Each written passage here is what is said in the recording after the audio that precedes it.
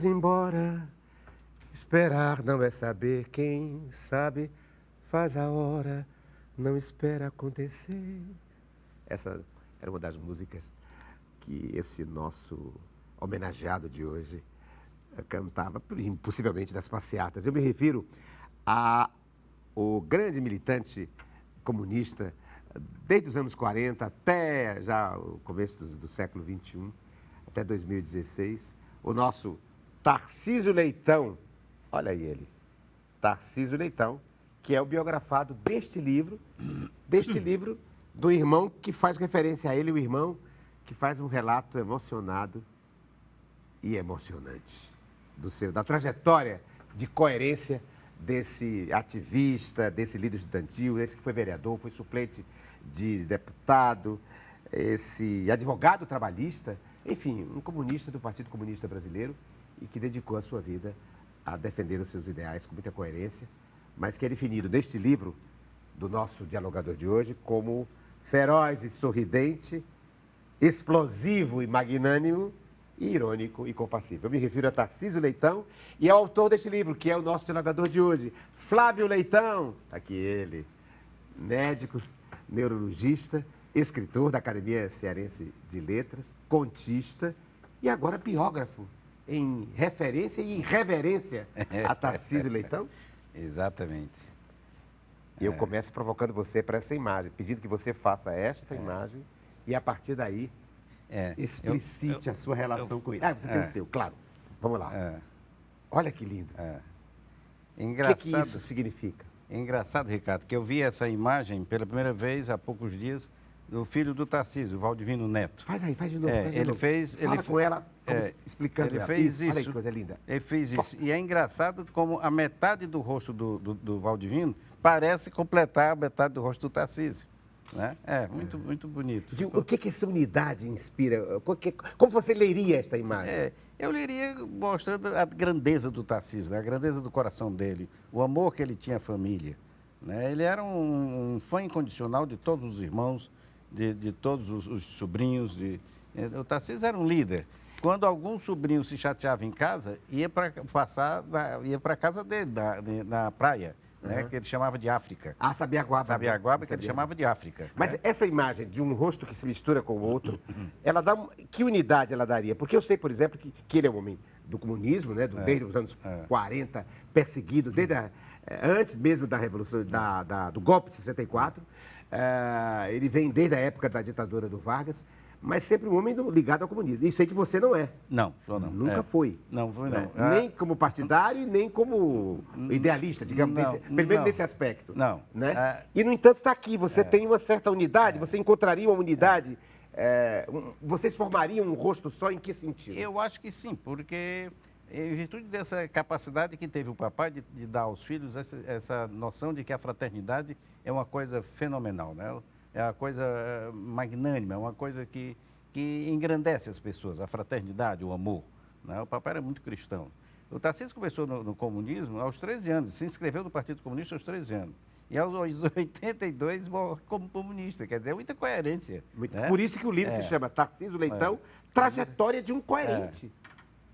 Um cara fiel a uma ideologia, a um partido, dos 13 anos aos 86? 82. 82? Quer dizer, é de uma coerência, né? Eu não tive coragem de pertencer ao Partido Comunista, mas sempre ajudei. Inclusive, no livro tem a história de que eu dava mensalmente uma determinada quantia para o partido. Você acha, então, que assim como ele era um comunista, mas o que ligava, esse rosto aqui, ligado a metade de você, metade ele, significa que os dois têm a solidariedade humana, a compromisso social. Compromisso social. Embora não tenham necessariamente a mesma ideologia. A mesma ideologia, o mesmo engajamento, digamos, partidário. E eu tenho uma característica do Tarcísio, eu me envaideço disso, eu sou tolerante. Então eu tenho amigos de extrema direita e tenho amigos de extrema esquerda e convivo com eles muito bem. Porque eu não vejo razão para você brigar com o outro, esse maniqueísmo doentio, de bolsonarismo para cá, petismo para lá. Isso é besteira, cada qual defende as suas ideias, mas a maior arma do Tarcísio era a palavra, assim como também a minha palavra. Eu escrevo algumas besteiras, como diz o Tarcísio. O Tarcísio, quando estava discutindo, você dizia alguma coisa que ele não gostava. Olha, termine de dizer sua besteira, que eu quero dizer a minha. Por isso você o define, e eu escolhi aqui para apresentar o Tarcísio, as suas palavras, as palavras dele, do autor desse livro, A Trajetória de um Coerente, que é definir o Tarcísio como feroz e sorridente, Impressionante. explosivo e magnânimo, irônico, mas compassivo. Essa dualidade se casava com ele como em ninguém. Essa polaridade, Essa às vezes. Impressionante. Impressionante. Era impressionante. O Tarcísio era um homem bom, de um coração bom. Né? Então, eu acho, inclusive, há poucos dias me telefonou a Gilma Isa, que é uma desembargadora, minha colega da AMLEF, da Academia Metropolitana de Letras de Fortaleza, e dizendo quem era o mais santo, você ou o Tarcísio? Eu digo, rapaz, o Tarcísio é que era o santo, porque o Tarcísio era o protetor dos pobres. Eu protejo os pobres, assim, por uma questão já de obrigação de consciência, né? Como cristão, eu acho que devo...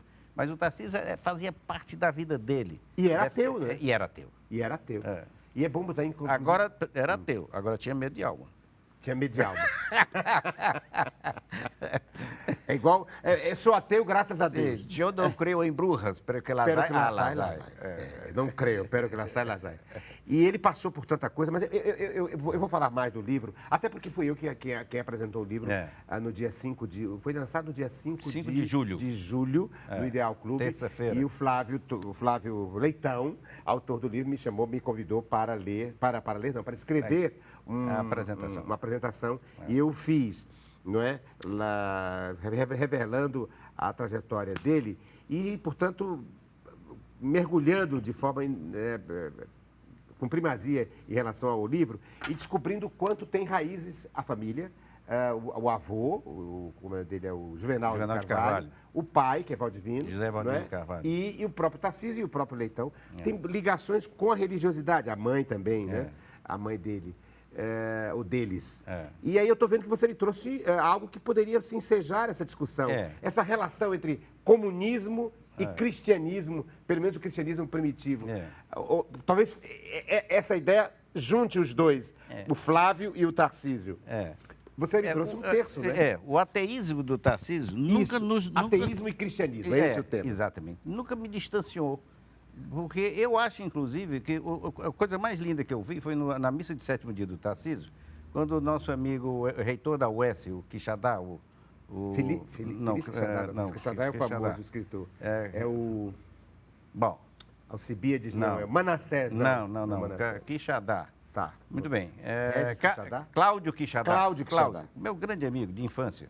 O Cláudio... Porque não é o atual, naquela época. Naquela época. 2016. Mas quando ele faleceu, ele foi representando a Arquidiocese de Fortaleza e em nome de Dom Edmilson Cruz, disse, olha, eu queria tranquilizar a família, porque Dom Edmilson está dizendo que tem absoluta certeza que o Tarcísio está no céu.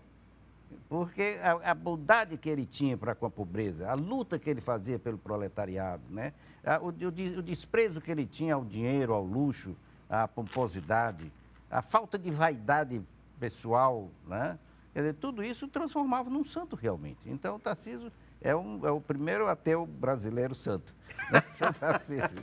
E eu no livro faço uma semelhança, digo uma semelhança entre o Tarcísio e São Tarcísio, né? Sim. Porque São Tarcísio morreu quando levava o viático.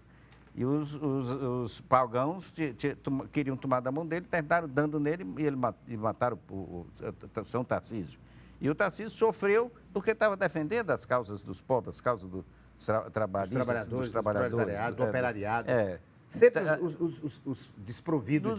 Sempre a tentativa que essa luta utópica de fazer desaparecer o fosso social que separa a grande riqueza dos pobres, né? A disparidade que existe econômica que existe nesse país.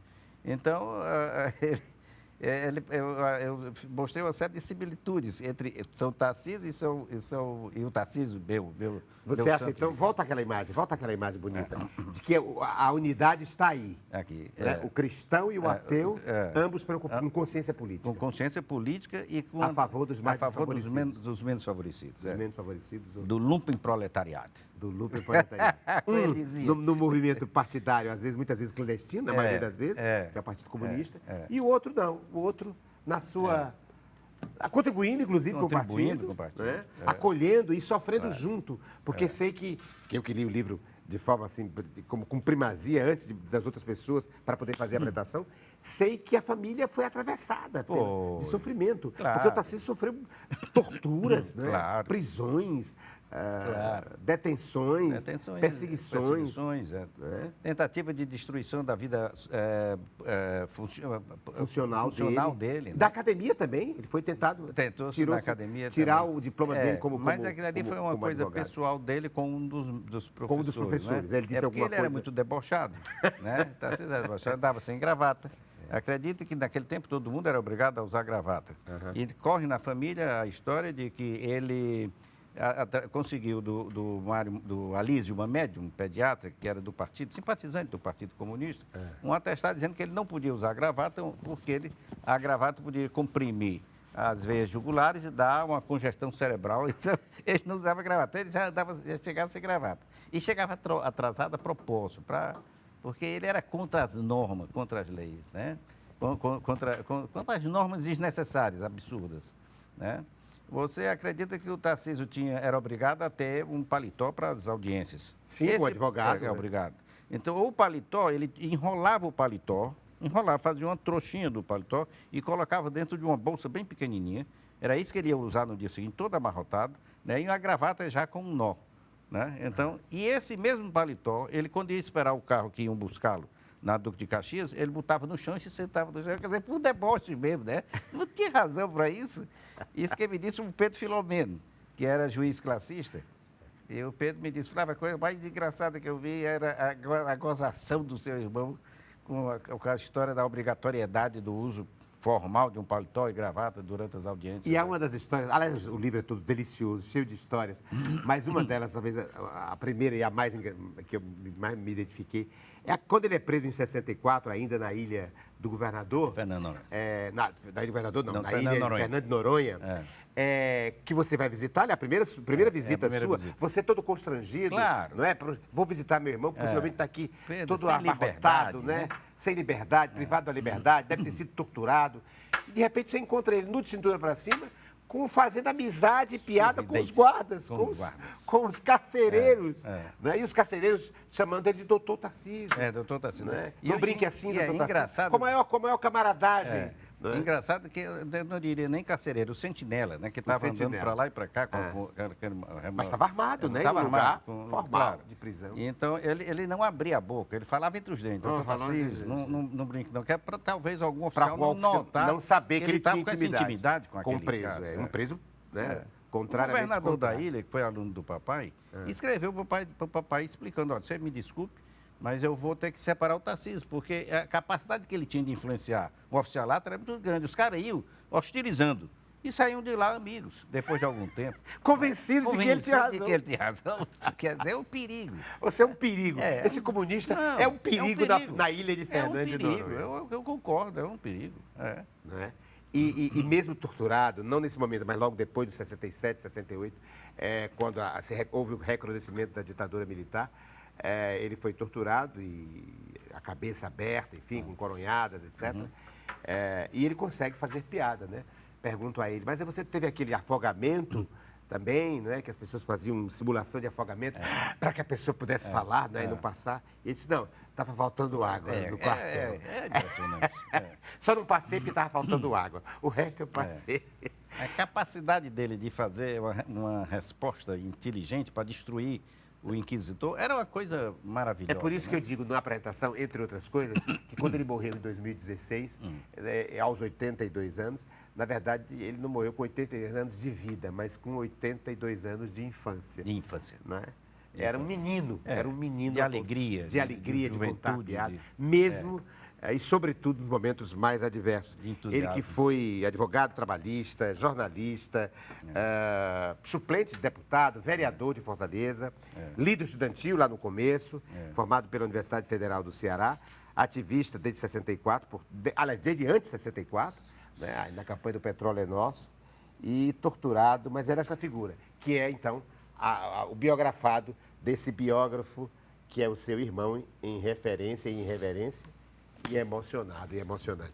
Tarcísio Leitão, a trajetória de um coerente e o autor deste livro, Flávio Leitão, irmão de Tarcísio, médico e escritor da Academia Metropolitana de Letras de Fortaleza, Academia Cearense de Letras e neurologista é o Flávio Leitão. É ele que é o nosso dialogador de hoje. Diga da Alane, que você é o presidente da Alane. Ah, é verdade. Academia de Letras e Artes do Nordeste. Você é o meu presidente.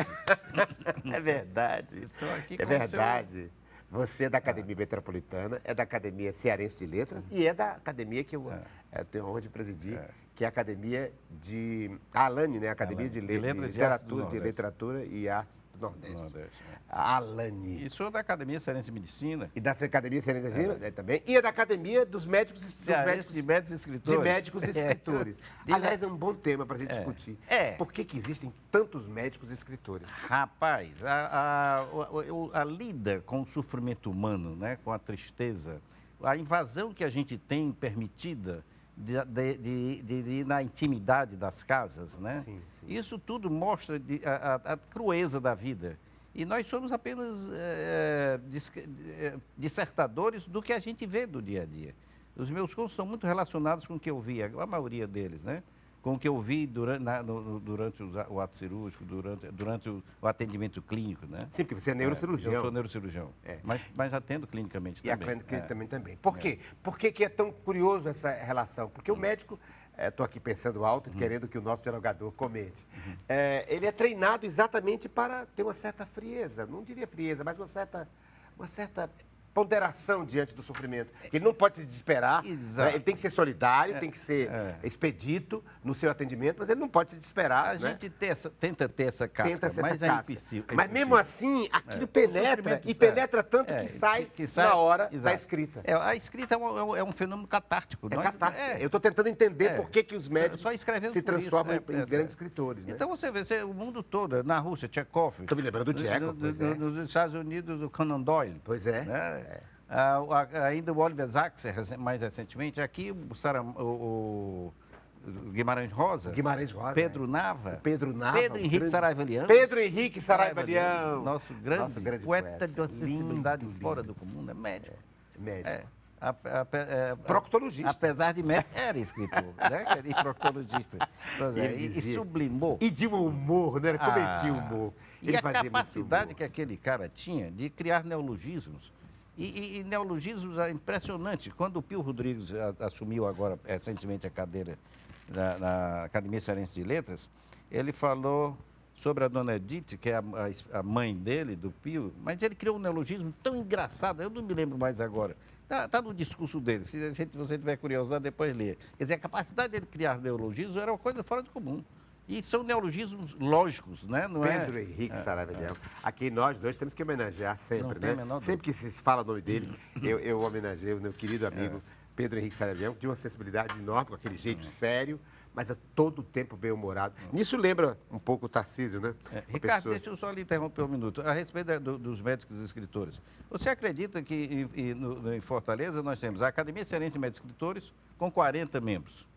E a Sobramos, Sociedade Brasileira de Médicos e Escritores, com também um grande número de médicos. É verdade que a grande maioria pertence às duas coisas. Sobramos, Sociedade Brasileira de Médicos e Escritores, e a SEMES, a Academia Cearense de Médicos e Escritores. Mas é impressionante a quantidade de médicos. Eu tive agora, há poucos dias, numa reunião literária no Crato, e a quantidade de médicos e escritores naquela região é uma coisa fora do comum. Você tem o Flávio, tem né? O Flávio que o Abismo. Flávio Costa, não. Flávio Vieira, parece. Não sei, assim. Não me lembro do sobrenome dele. Mas o Flávio tem um livro belíssimo, O Abismo. É impressionante. E é historiador também. É um historiador, é a capacidade. O Zé Matos, né? Ele tem um livro sobre o Zé Matos, aquele poeta popular. Então, é dramaturgo também. Dramaturgo. Eu acho que tem uma certa pulsão, certa... Não é? De que escreve, você está diante dos maiores dramas, você tem espaço livre para perguntar o que você quiser. O médico tem essa... Né, tem que se ver livre desse sofrimento escrevendo. De tudo que viu. De tudo que viu. E protestando. E protestando, né?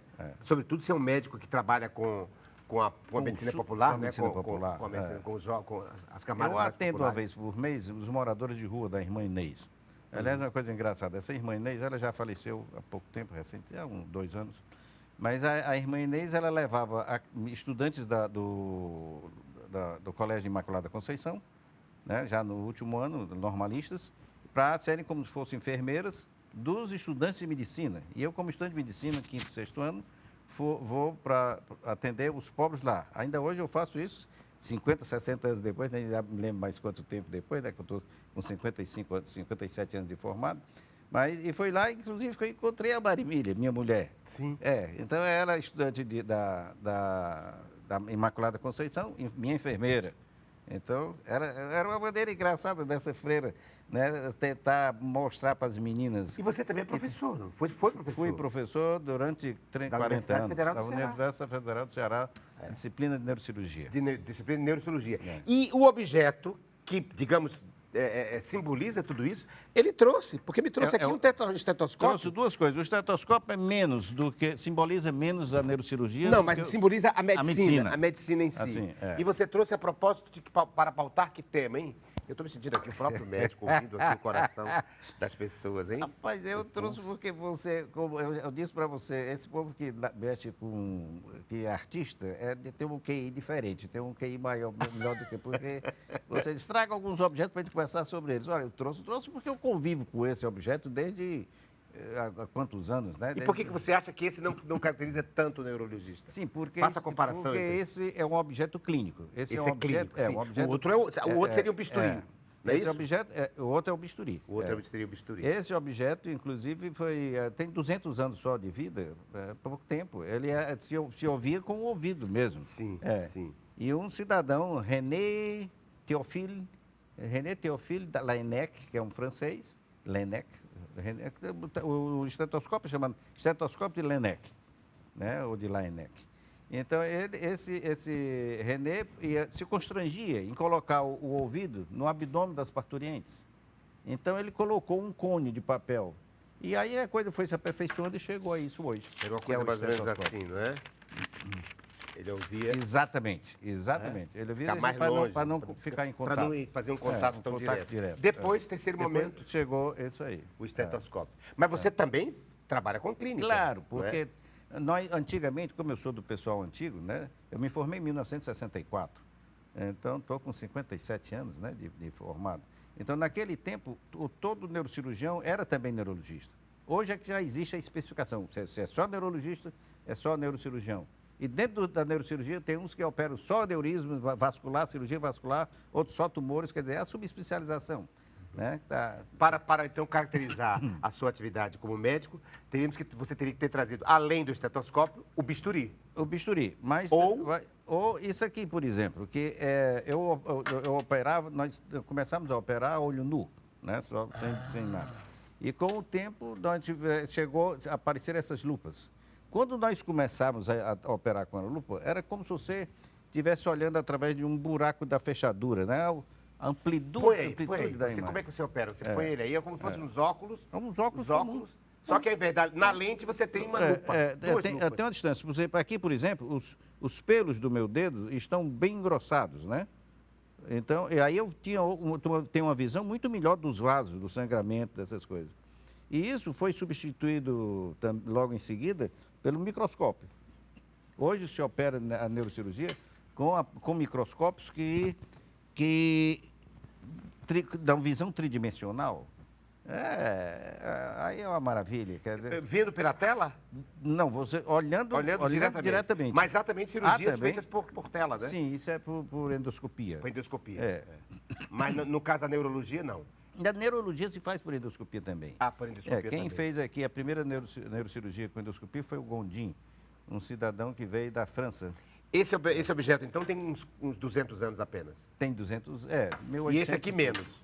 Esse aí é desde que foi feita a lupa. Isso é uma lupa que é usada pelos joalheiros. Não é invasível colocar, não, né? Não, pode colocar. E bote seu dedo e vai aproximando para ver. Não, mais perto. O dedo. Impressionante. Tá, o dedo fica bem maior. As rugas, os traços, as linhas da mão, enfim. Aqui você tem um plus, né? Tem. Para o médico poder fazer microscopicamente uma intervenção, não é? Sobretudo para um neurologista. E esse plus foi aumentado centenas de vezes com um microscópio de última geração, Tá, que é um padre. microscópio que lhe dá uma dimensão, dá uma visão tridimensional.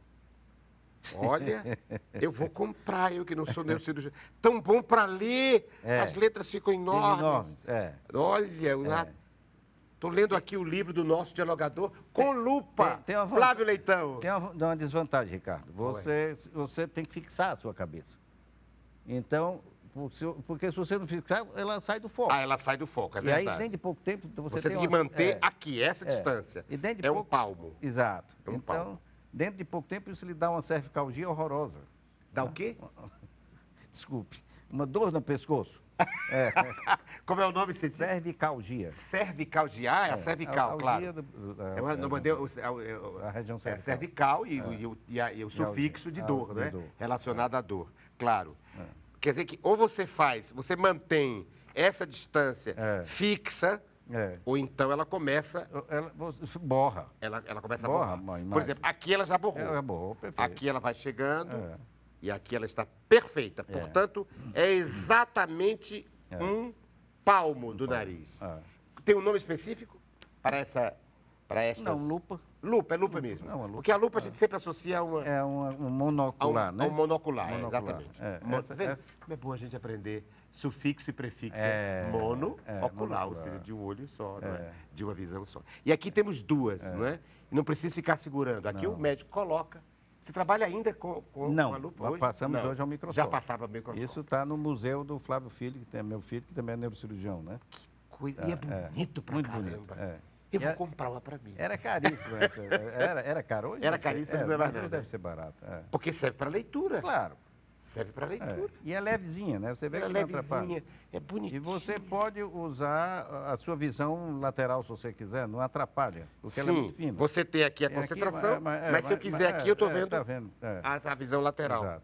Que bonito. Lindo. Vamos fazer, então, um pequeno intervalo para que eu possa ver vocês mais de perto.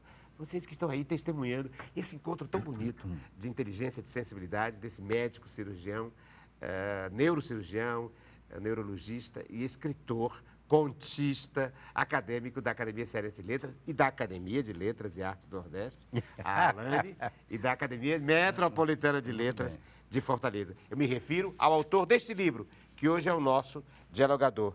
É o Flávio Leitão, com quem eu estarei no próximo segmento apresentando outros objetos que vão pautando e vão tematizando o nosso encontro.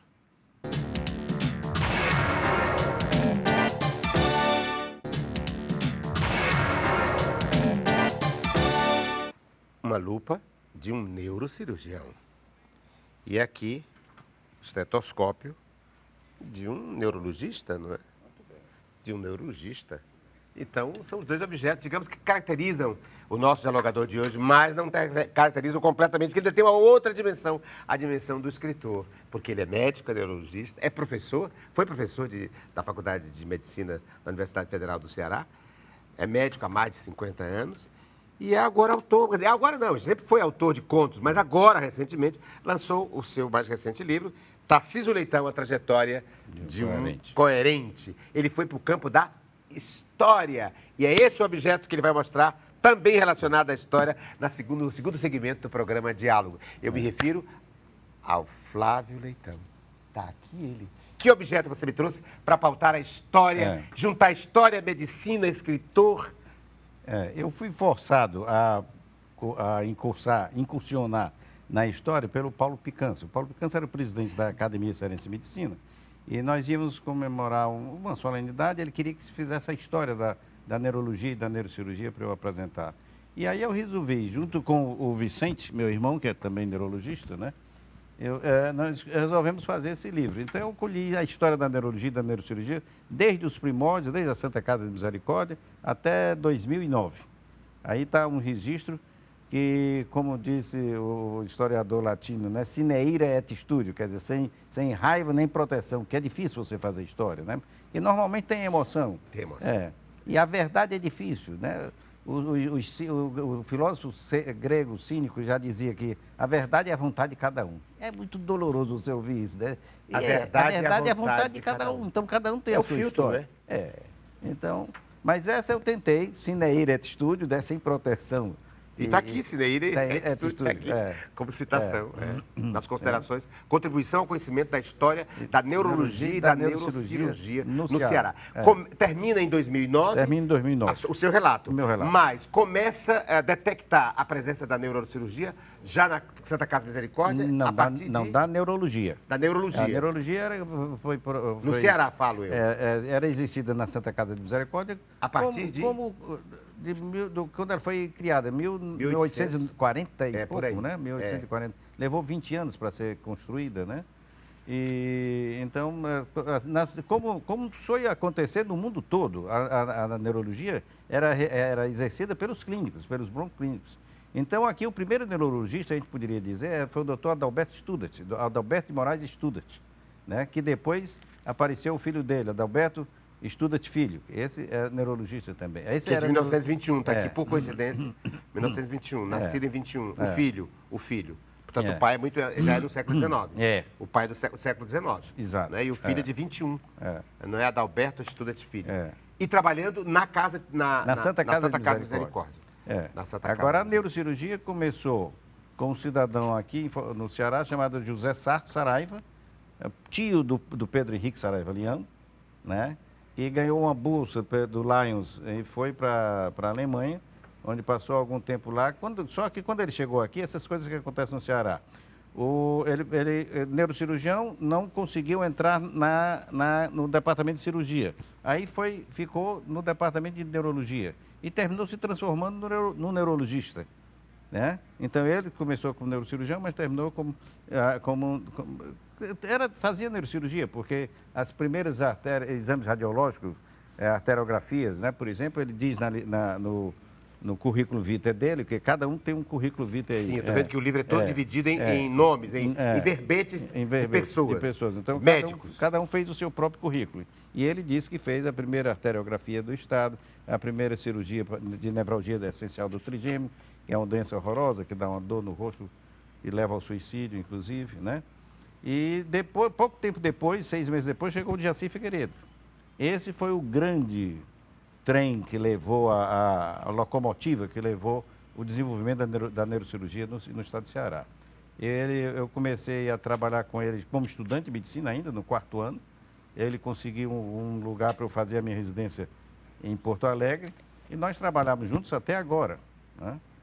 Porque eu não opero mais nem ele como cirurgião, nós somos auxiliares. Ele é auxiliar do filho dele, do Daniel, e eu auxiliar do meu filho, do Flávio Filho. Do Flávio Leitão então, Filho. E aqui na capa você tem a Santa Casa de Misericórdia, em homenagem ao berço, né? Ao berço da neurocirurgia. Da medicina. Da medicina no Ceará e da neuro... Inclusive, a Faculdade de Medicina funcionou lá, quer dizer, o serviço cirúrgico da Faculdade de Medicina funcionava lá, porque a faculdade não tinha hospital. E muito ligado às enfermeiras à religião católica, né? Mas muitas freiras, né? Muitas freiras. Como assistentes de médicos, etc. Na Casa de Saúde de São Raimundo tinha uma irmã Miquelina, era uma santa. Lindo a capa, olha aqui, com a imagem de uma cabeça, o cérebro, né? E eu estava me lembrando que Freud era neurologista, não é? Freud era psicanalista. Não, mas depois, ele era, a formação dele é neurologista, né?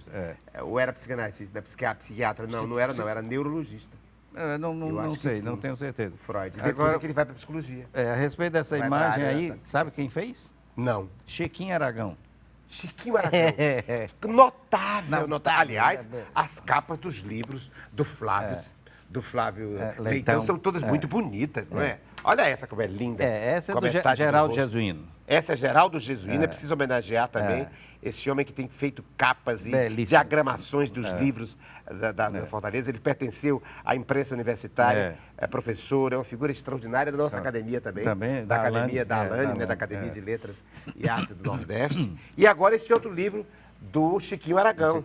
Né? Você tem aqui a história da neurologia e da neurocirurgia no Ceará, Flávio Leitão e Vicente Leitão, com a imagem marrom aqui da Santa Casa de Misericórdia, e acima disso a figura humana, né? Uma figura humana com destaque para o cérebro. Guilherme, você disse que nós temos pouco tempo. Se pudesse você falar sobre esse livro aqui... Não, nós vamos falar exatamente o que eu ia dizer. Nós vimos aqui o historiador e agora temos que conhecer O literato, por favor.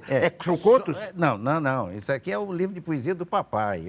É o livro de poesia. Eu pensei que você tinha trazido o seu. Não, eu trouxe, mas eu não faço poesia. Seu, que eu conheço alguns.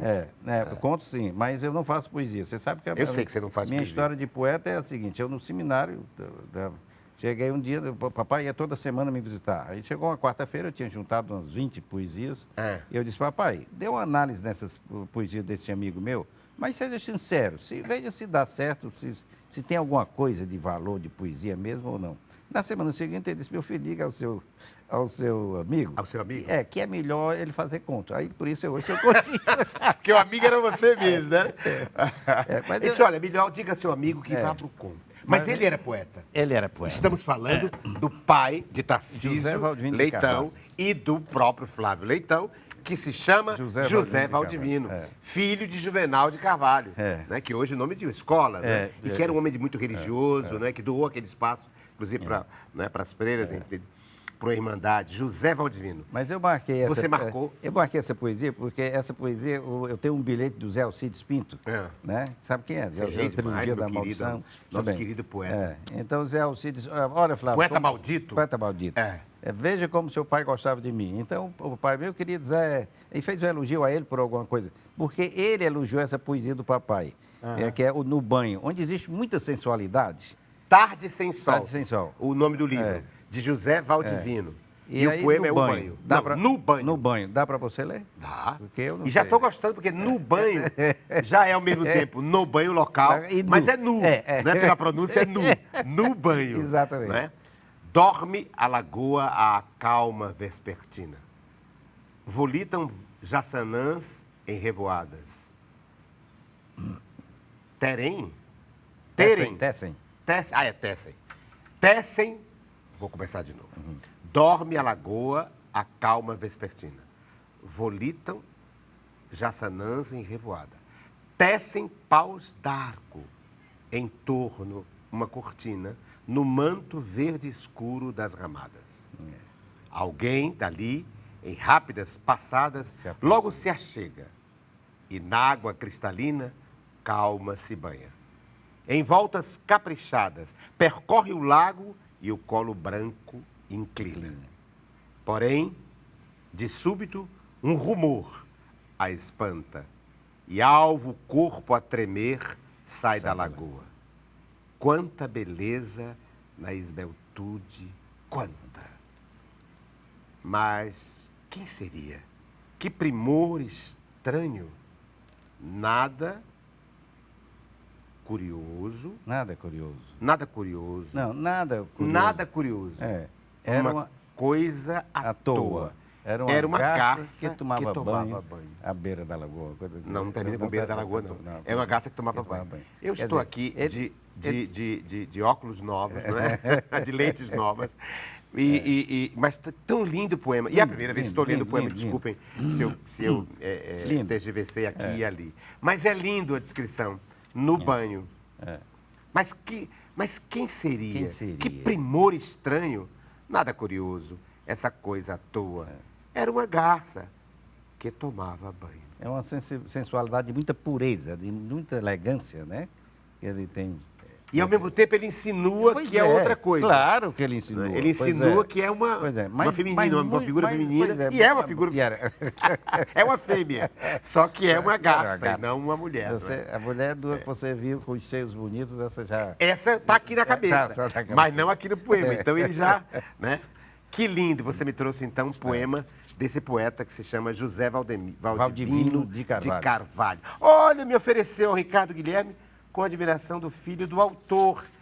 Que lindo. Ele morreu em que ano? Ele morreu em 2011, seria o centenário dele. Ele morreu com 75 anos. Eu sou muito ruim de data, Guilherme. Eu sei que ele morreu com 75 anos. E eu sei que ele, veja, está tão presente nesse livro, porque o livro, inclusive, tem cartas. Tem as cartas dele. As cartas que ele faz, pedindo aos ministros de Estado, pedindo ao governador, pedindo aos políticos, uma intervenção. Aos chefes militares. A chefes militares, para salvar o filho, que é exatamente o Tarcísio. o Tarcísio. Salvar o filho, digo, das torturas, Das né? torturas, Salvar o exatamente. filho da degradação física, né? Exatamente. O respeito a esse preso, que é um preso em nome do Estado, né? Daquele estado de coisas e daquele Estado que tomou o Estado, né? Que é o golpe de 64, o golpe militar. Mas quanto o sofrimento, tanto dele quanto da esposa. Está no livro, né? Tá no O livro reúne memórias, documentos, notícias de jornal, testemunhos e o relato do autor, do irmão emocionado, que nos emociona com esse processo proustiano, que eu digo, de rebuscar na memória, embora a gente saiba que a memória o passado é sempre uma narrativa do presente filtrado, né? Aquilo que a gente ressignifica e filtra do passado. E é por isso que vale a pena, por isso que é literatura. E ele, Modesto, não trouxe um conto? O que você me trouxe mais, Flávio? Não trouxe para não encher o saco dos ouvintes. Não, mas eu sei que você tem contos, inclusive contos nesta linha. Ah, sim. Erótica. Tem. Não tem? E numa linha erótica não explícita. Não há... Como é aqui o No Banho. Exato. Eu acho que você tem a quem, como diz a rei do Ceará, quem puxar. Né? Porque ele descreve uma sensualidade sem ser explícito. Exato. É implícito. Né? E os seus contos também. O meu livro-chefe de contos é Gamalielzinho, A Aventura de Gamalielzinho e outros contos. Essa do Gamalielzinho é bem sensual, a história. É a história de um adolescente, atrás de uma jovem adolescente também, uma luta que terminou, ele não venceu. E tem também aquele outro de uma senhora já idosa, que está às portas da morte, ou alguma coisa assim. Tem vários, eu agora já não lembro. Não estou me lembrando do nome. Tem... Você leu, inclusive, lá no Ideal. Bom. Mas você me trouxe, então, o tempo? O tempo. O tempo. Para dizer o que do tempo? O passado é o presente do futuro. Né? O passado... É o presente de Santo Agostinho. Agostinho. E eu digo aqui que o passado a gente ressignifica, né? É sempre a narração do presente. Mas esse relógio é uma coisa engraçada. Se você olhar a data na pulseira, você vai ver... Na pulseira. Na chapinha de fora. Não, na data, na pulseira. Isso. Uma das extremidades da pulseira. Isso. Aqui? Tem aqui. 15 de dezembro de 1964. É verdade. Então, foi no dia que eu me diplomei como médico. E quem me deu isso foi o velho Raimundo Esteves, meu sogro, que era tão apaixonado por mim como a sogra, a Valbinha. Aliás, quando a Marimília está com raiva, disse que casou comigo por imposição da mãe. A mãe era mais apaixonada por você do que ela própria. Ela querendo dizer, insultar com você. É um casamento de quantos anos? 56 anos. Agora não dá mais para separar, 56 anos. Não, e você fala nela também no livro. Fala. Né? Você fala nela. A Marimília foi muito corajosa, né? Da coragem dela. Ela era uma adolescente, praticamente. Ela tomando a frente, escondendo o Tarcísio. Sem os pais saberem. Fazendo pontes de informação. Sem os pais saberem. Ela foi corajosa. Foi muito corajosa. Muito corajosa. Porque ela se expunha, né? Ela estava ali. Claro. Se ela fosse apanhada, ela poderia. Seria presa. Ela seria presa, né? Porque ela estava fazendo algo. Uma transgressão. Uma subversão, digamos, ao status quo, não é? E mas você fala dela. E esse o relógio, o ômega, naquele tempo era ômega, agora é ômega. Que é a última letra do alfabeto grego, né? Então deve ser, daquele tempo era a última expressão de tecnologia. De tecnologia de ponta. De ponta. É muito bonito esse relógio. E como é que você, que é um historiador da área de medicina e agora da área da política com o seu irmão Tarcísio Leitão, se relaciona com o tempo? Como é que você poetizaria a sua relação com o tempo, o significado do tempo, enfim, a passagem, o atravessamento do tempo?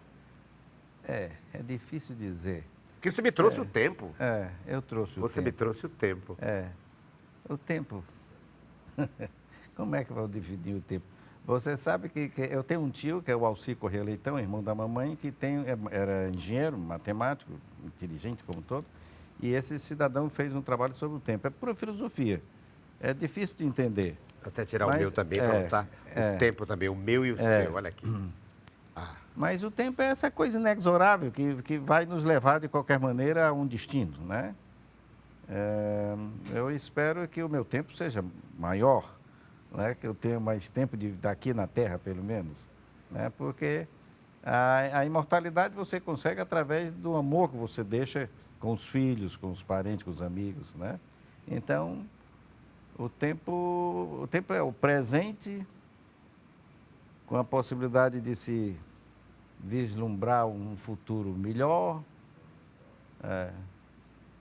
Eu sou um mau filósofo, Guilherme? Você. Mas o tempo é essa coisa que consome a gente lentamente e a gente tem que enfrentar.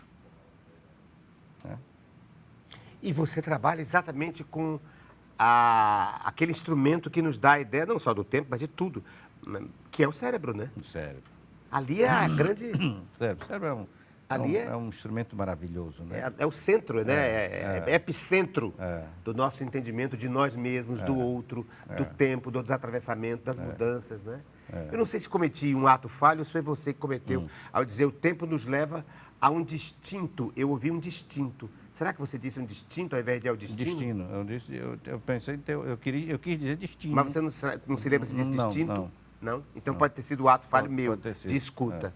Nos leva a um distinto, ao invés de ser a um destino. Porque é como se nós tivéssemos aí, no meu caso, então, se eu ouvir assim, é porque eu tenho preocupação, agora estou fazendo autoanálise aqui, de que a morte seja, que o destino seja distinto conosco. Que a morte não seja degradante, não seja benigna, seja não tenha, honrosa. Honrosa, não tenha tanto... Nós teremos uma morte, não fomos tão ruins na vida, né?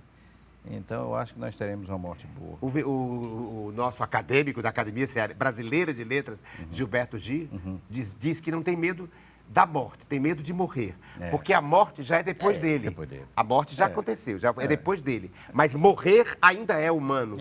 Morrer ainda é uma autonomia sua, uma vivência sua, né? Ir morrendo, né? Santo Agostinho comenta isso. Por que ter medo da morte? Porque depois que ela existe, já não passou, não é mais nada. Então... Não é mais você, né? Agora, morrer não, morrer é um ato seu. Morrer é um ato seu. E é nesse eu já vi que algumas pessoas morrerem com muita elegância. O Darcy Costa, você lembra do Darcy Costa? Me lembro do Darcy Costa. Era muito meu amigo e eu... Que é o do cinema, não? Do cinema. Do cinema, um pioneiro. Eu assisti no seu leito de morte em casa, acompanhado pelos filhos, a esposa. Sei. E é engraçada a tranquilidade que os filhos deram para ele, rapaz. Foi com tanta dignidade, com tanta elegância.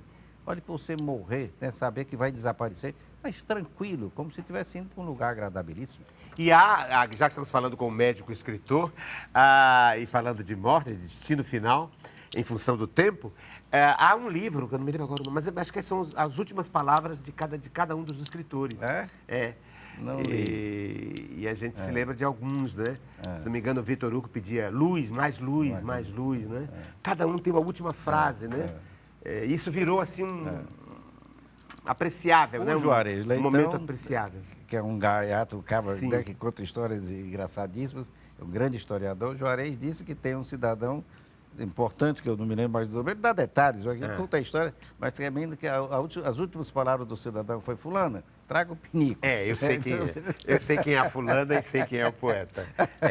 E disseram: fulano, você está morrendo, diga as suas últimas palavras. Eu preciso anotar é um poeta, né? Eu preciso anotar suas últimas palavras. E que ele teria dito: fulana, traga o pinico. Tão bonito isso, né? É tão bonito, né? Porque isso dá uma humanidade, né? Você queria que ele morresse filosofando, dizendo poesia, mas na verdade é o corpo, né? É o corpo com a sua... Eu acho que isso finitude. É com a sua finitude. Isso deve atravessar você como médico, muito, e como um artista da palavra, porque você está entre a elucubração e, ao mesmo tempo, a crueza da vida. A crueza da carne, do osso, da dor, não é? Da perda, das suas secreções, não é? Não adianta. Não adianta ser o poeta e fazer o verso. Você tem a dimensão carnal, humana. Que coisa linda. E, ao mesmo tempo, que belo horrível, como dizia um escritor, que agora não me lembro o nome, Paulo, é um escritor alagoano, que dizia que coisa... Quando ele se encontrava com beleza, mas uma beleza trágica, ele dizia: que belo horrível. É uma coisa bela, mas ao mesmo tempo horrível, né? E é assim que nós... É com isso que nós... É esse o material dos escritores. Sobretudo, não é? O belo horrível. Exato. Não é? Já que nós somos dionisíacos e apolíneo. Olha, chegou a hora do objeto surpresa. Eu trouxe um para ele que tenta definir o que eu acho que ele é. E ele me trouxe um também. E eu vou passar o meu para ele. E vamos já descobrir. Ele vai descobrir o que foi que eu trouxe. Ele não sabe. Vou até enrolar aqui para ele não ver. Mais ainda. E quero ver o que ele me trouxe. Mas vou abrir primeiro o que o Flávio Leitão me trouxe. Me dê aí, Flávio. Deixa eu ver o que foi que o Flávio me trouxe, meu Deus. O escritor, o médico, o neurologista. Fez a história, uma parte da história da medicina no Ceará. Professor, ex-professor da Universidade Federal do Ceará e membro de várias academias, inclusive da Academia de Escritores médicos e escritores. Ele me trouxe. Não é possível que seja verdade. Que eu estou sentindo pelo tato. Não é possível. Banana! Banana, então, menina, tem vitamina. Banana engorda e faz crescer. Aparentemente isso seria um deboche, mas não é. Nós temos banana. Não, eu queria trazer aqui a provocação da lembrança de Guaramiranga, né? Há 30 anos eu tenho uma casinha lá e eu estou vendo a degradação cada vez maior da Serra de Guaramiranga, né? Então, eu trouxe isso, não foi como deboche, foi uma provocação... Para falar de Guaramiranga. E dessa intervenção da especulação imobiliária, é isso? A especulação imobiliária é que eu não sei por que as autoridades não tomam conta, porque está destruindo a serra. Aqui, né? Vai ocupar de tal forma que vai destruir o ecossistema de Guaramiranga. Então, eu inclusive, quer dizer... Vem de lá? Vem de lá. Vem do seu... Vem do meu... Da sua chácara? Essa não está boa ainda, não está madura. Pode, mas claro. Mas não está madura, não está muito madura, mas... Primeira vez que um convidado traz um objeto de surpresa, eu vou comer o objeto de surpresa. E banana faz tão bem, né? E faz bem a cabeça, hein? Sim, tem serotonina. Porque tem serotonina, faz bem ao estado de... Nos dá ânimo pela vida, não é? Você vai para o neurologista e diz, olha, vou passar um remédio para você. Coma banana. E banana, de preferência, de Guaramiranga. Da Serra de Guaramiranga. Mas é bonito você trazer isso e me comove, porque eu tenho uma ligação muito bonita com Guaramiranga. Porque Guaramiranga tem o festival de teatro. O festival de teatro. Eu fui homenageado lá várias vezes, fui do júri. Tem uma relação enorme. Todo setembro eu linda sempre ia para Guaramiranga. São o festival de Guaramiranga. Um pouco mais de 6 mil almas que tem ali. E que podia se desenvolver como polo turístico, mas organizadamente. Quer comer também? Não, quero não. Muito obrigado. Muito obrigado. Mas é boa. É boa. Não, ela é diferente da banana que você compra nos mercantis da vida. Né? É uma coisa diferente. Não sei se é porque é natural, sem adubo, sem nada. Ela é plantada e cresce e a gente colhe. Organicamente. Banana. E tem tudo a ver. Você vê que eu fiz a relegação entre banana e o próprio exercício do tratamento do cérebro, porque ela tem serotonina, ela tem serotonina. Né, ela traz alegria. Traz alegria. Tem um amigo meu que diz, é por isso que os macacos são tão alegres. Pode ser. O William Mendonça, brincando, diz, agora já sei por que os macacos são tão alegres. É porque comem banana. Olha, veja o que eu trouxe, doutor Flávio Leitão. A tradução de Flávio Leitão para mim, olha aí. Mas tem que ver dentro. Para fazer o sentido, junto as duas coisas. Eu trouxe o cérebro em pedaços. Mais, são 3 ou 4 pedaços. Olha o cérebro. Mais, tem outro. E junto ao cérebro, um poema chamado Palavras. Ótimo. O que você tem a dizer sobre isso? Eu acho que... Como é que você faz assim a interpretação disso? Você sabe que o cérebro, teoricamente, está dividido em regiões, né? Sim, hemisfério esquerdo e direito, é isso? Hemisfério esquerdo e direito. O hemisfério esquerdo é o chamado hemisfério dominante, para as pessoas destras, né? E é exatamente aqui, nessa primeira circunvolução frontal ascendente, onde tem a chamada zona de Broca, que é a zona da palavra. Então, se você tem um infarto, uma destruição dessa região, você deixa de articular a palavra. E se você tem concomitantemente na zona parietal uma lesão, você nem articula nem entende o que se diz. Então, Mas linda essa explicação, claro, vinda de um homem culto como você, mas eu queria que você mostrasse o texto, para que a pessoa compreendesse por que você está falando disso. Está falando disso porque o poema é um poema meu que se chama Palavras. Precisamos molhar as palavras, toda palavra é permeável. Os adjetivos fermentam, os substantivos fervem. Os verbos são porosos, os advérbios irrigáveis de lugar, tempo e modo. As vírgulas bebem frases, cada ponto embebe. 2 pontos brindam. A interrogação quer se abeberar. A interjeição já se embriagou. As reticências têm sede. Precisamos molhar as palavras, mas os dicionários dissecam palavras e palavras secam ao sol no varal das gramáticas.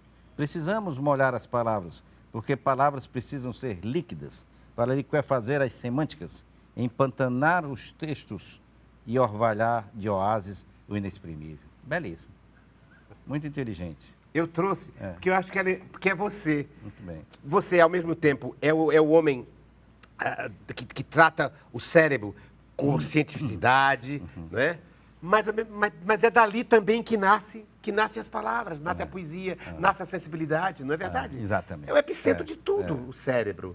Exatamente. Não é? Então, eu acho que é o poeta, não é? O poeta, você é o cérebro. Não só do ponto de vista fisiológico, não é? Mas do ponto de vista da sede da criatividade, do entendimento, da inteligência, não é? Então eu digo, vamos botar poesia dentro do cérebro. Belíssimo. E vamos Meus falar parabéns. de palavra. E você lembrou muito bem, regiões do cérebro que, se forem afetadas, Destroem a palavra. destrói a palavra. E a frontal destrói a sua... uma das regiões que tem a ver com a emoção. Então, antigamente, inclusive, no grande português, o Egas Muniz, né, criou a lobectomia, que foi uma cirurgia que cortava o cérebro para deixar as pessoas agressivas indiferentes. Então, um tumor do lobo frontal lhe deixa indiferente. Quando você faz a ablação do lobo frontal, você diz, ganhou na loteria, sua mãe morreu, tanto faz, ele não tem emoção. É a lobotomia. E nós encerramos, então, o nosso encontro honroso com esse escritor, com o médico, com o neurologista Flávio Leitão. Lembrando que a gente separa os dois hemisférios, né, o direito e o esquerdo, mas, na verdade, hoje a ciência já está dizendo que há uma zona de contágio entre as duas. Mesmo quando você está trabalhando com aquilo que parece extremamente racional, há sempre um contágio da emoção e vice-versa. Quando você está na emoção, também é perpassado por essa ideia da racionalidade. Portanto, celebrando essas duas dimensões do humano, personificadas pelo nosso dialogador de hoje, que nós encerramos o nosso diálogo de hoje. Essas duas dimensões que são a inteligência, a cientificidade, né? Atreladas as duas à emoção e à criatividade, à inventividade. Obrigado, um abraço, Flávio. Obrigado, Ricardo. Muito obrigado. Viva o diálogo, Obrigado. onde tudo isso se expressa, inteligência e emoção, a razão, fomento da razão e fermento da emoção. Muito bem. Exatamente. Meus parabéns.